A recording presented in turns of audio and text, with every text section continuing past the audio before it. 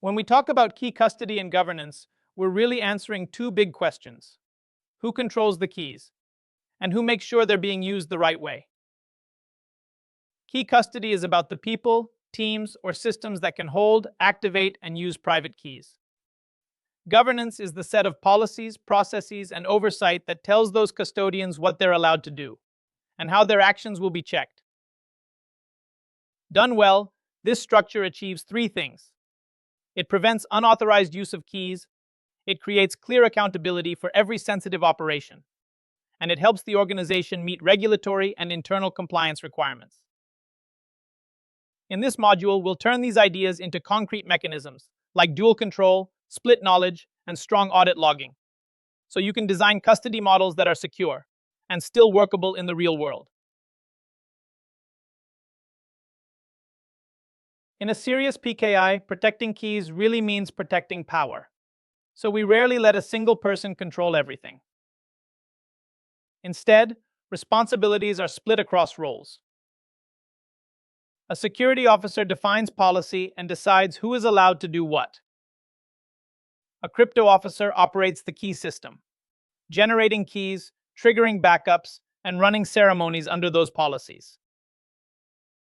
An auditor stands outside both, with read-only access, verifying that what actually happened matches what was approved. On the key side, we also layer risk. Root keys and key encrypting keys are so sensitive that no single role should be able to use or move them end-to-end. Critical actions require collaboration, enforced technically by HSM configurations, not just by procedure. This combination of least privilege, separation of duties, and hardware enforcement is what keeps one mistake, or one insider, from compromising the entire trust infrastructure. Dual control is a simple idea with huge impact. The most sensitive cryptographic actions can never be done by a single person. Two or more authorized people must act together at the same time. This protects you from three major problems. First, insider abuse. No one administrator can quietly generate or misuse a powerful key.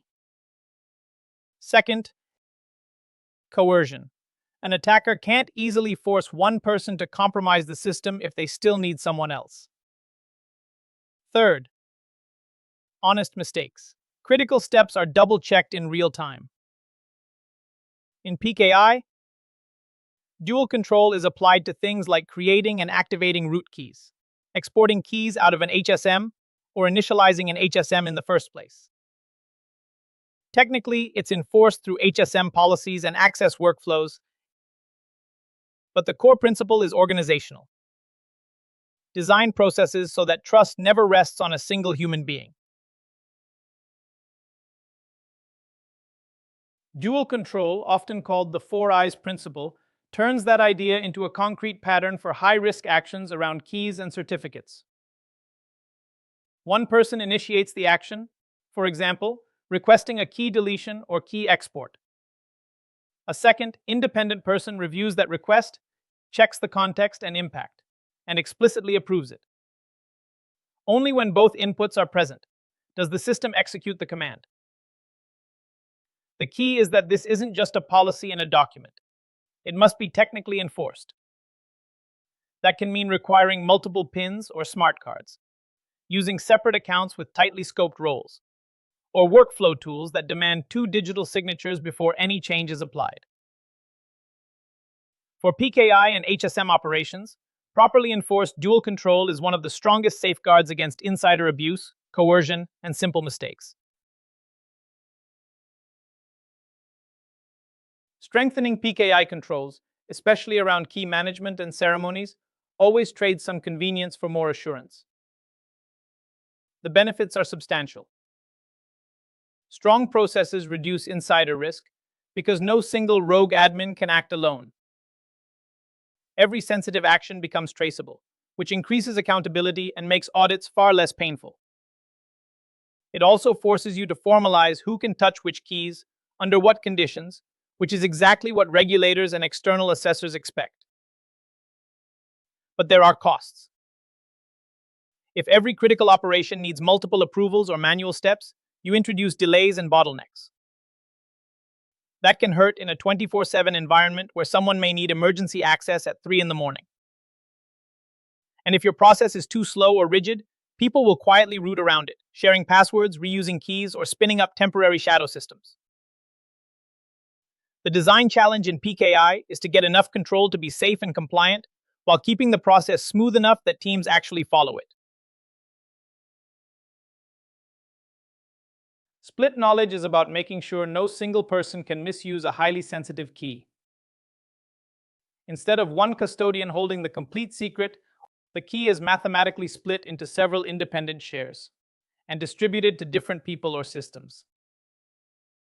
To actually use the key, a minimum number of those shares must be brought together. You might hear this called an M of N scheme, like 2 out of 3 or 3 out of 5. Below that threshold, the partial pieces reveal nothing useful about the original key. The security benefit is significant. There is no single point of compromise. An attacker now has to coerce or hack multiple independent custodians at the same time. Even if one person turns rogue, loses their share, or gets compromised, the protected key can remain safe, and operations stay under organizational control. Where split knowledge really becomes practical is in how those key pieces are created and used. Instead of any person or system ever holding the whole key, it's broken into independent parts. And only when enough parts are combined can the original secret be recovered. There are 2 common patterns. In a cryptographic approach, like Shamir's secret sharing, the key is mathematically split into multiple shares. Any chosen subset of those shares can rebuild the key, but fewer than that give you no useful information at all.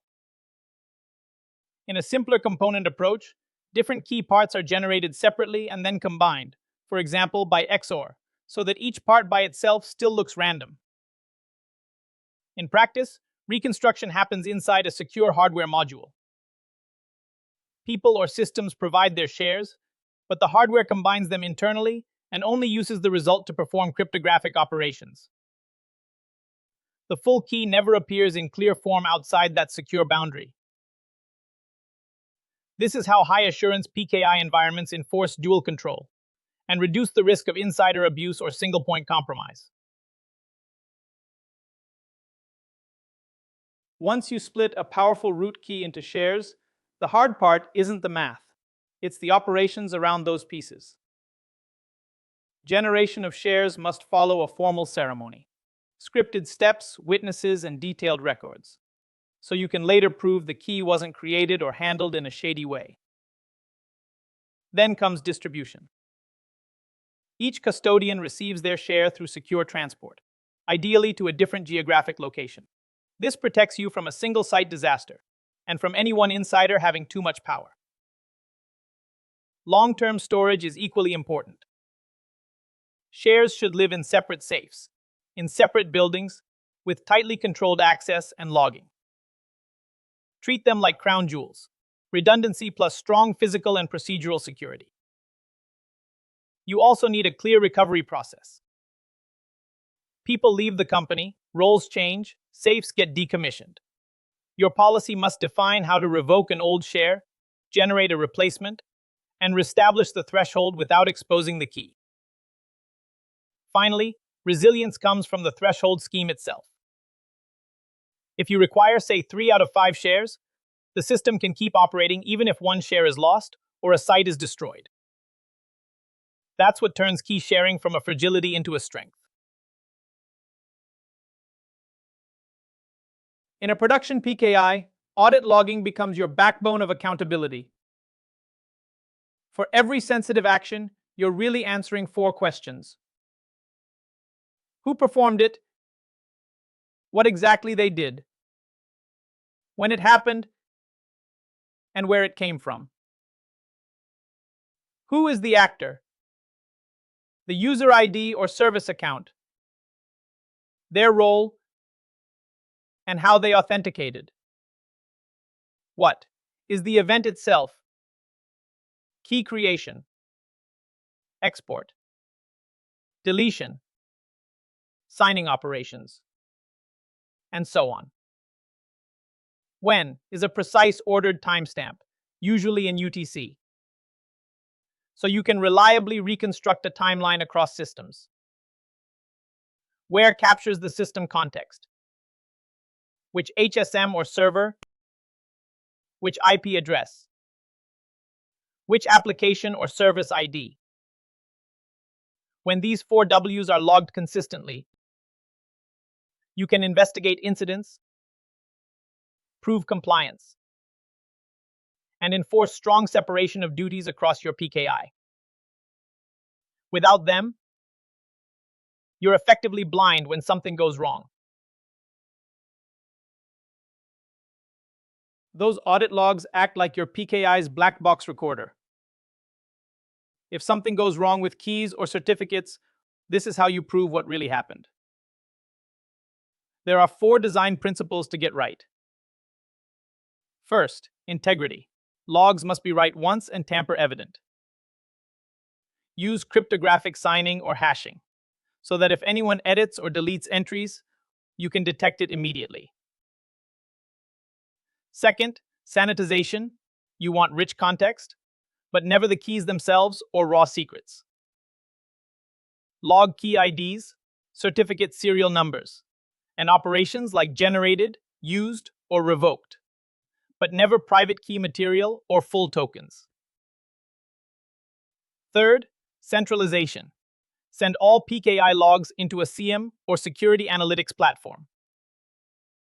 That's where you correlate CA events with OS logs, network alerts, and access logs to spot abuse or misconfiguration. Finally, access control. The people who administer keys must not be able to quietly erase their own footprints. Use strong role separation and tightly control who can read, search, or retain PKI audit data.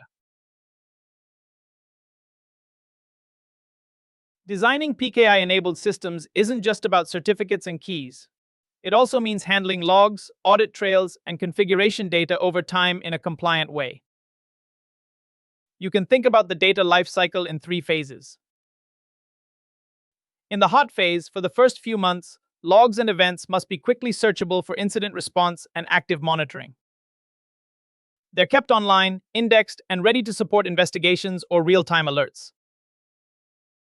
After that, most data moves into cold storage.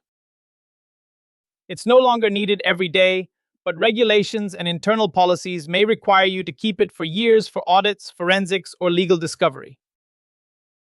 Here, cost and integrity matter more than speed, so archives are stored on cheaper, durable media with strong access controls.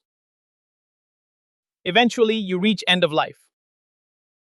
Once the retention period is over, keeping sensitive security data becomes a liability. Secure disposal means cryptographic erasure or physical destruction, so that keys, certificate logs, and user identifiers cannot be reconstructed. Across all 3 phases, retention time is dictated by a mix of regulatory standards and your organization's risk appetite. The key idea is to know how long you must keep data, how quickly you must be able to use it, and how you will prove that it was securely destroyed when its job is done. PKI logging only creates value if it drives action.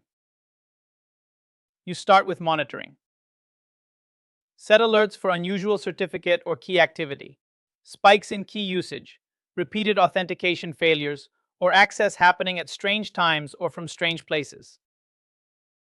These are often the earliest signals of key theft or misuse. When something looks wrong, you move into response. Use the logs to pinpoint which account, certificate, or system is impacted, and decide whether to revoke certificates, rotate keys, or block access. Speed here directly limits the blast radius of an incident. After containment comes forensics. Detailed PKI and system logs help you reconstruct what actually happened, in what order, and for how long. This is critical for legal and regulatory reporting and for understanding root cause. The final step is continuous improvement. Feed what you learned back into better policies, tighter monitoring rules, and stronger operational controls. So the same weakness can't be exploited twice. In mature PKI and HSM environments, governance is never a single control. It's a set of reinforcing layers. First, split knowledge ensures no single person ever knows the full secret or key material. Even if that person is compromised, they can't reconstruct the key on their own. Second, dual control ensures no one can act alone. Sensitive operations like key generation, key export, or root CA signing require at least two people to cooperate, typically with separate credentials or tokens. This blocks unilateral abuse, even when someone has partial knowledge. Third, audit logging watches everything. If split knowledge or dual control are weakened, detailed, tamper-evident logs allow you to detect misuse, investigate quickly, and prove what actually happened. Combined, these three layers protect against knowledge abuse, action abuse, and silent bypass. That layered defense is what turns key management from a purely technical mechanism into a governed, trustworthy system. Let's bring key custody together into a simple operating model you can actually run. Start with documentation. Clearly define who can do what with your keys, how key ceremonies are performed, and what good looks like. If it isn't written down and approved, it will eventually be bypassed. Then enforce strong technical controls.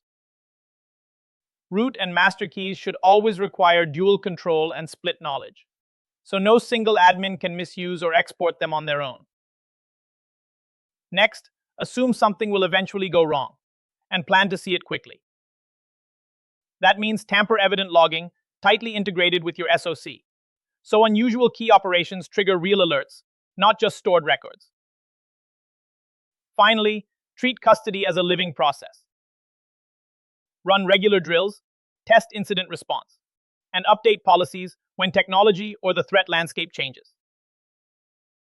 If you keep these four habits healthy, your private keys stay protected across their entire life cycle, and the rest of your PKI can actually be trusted.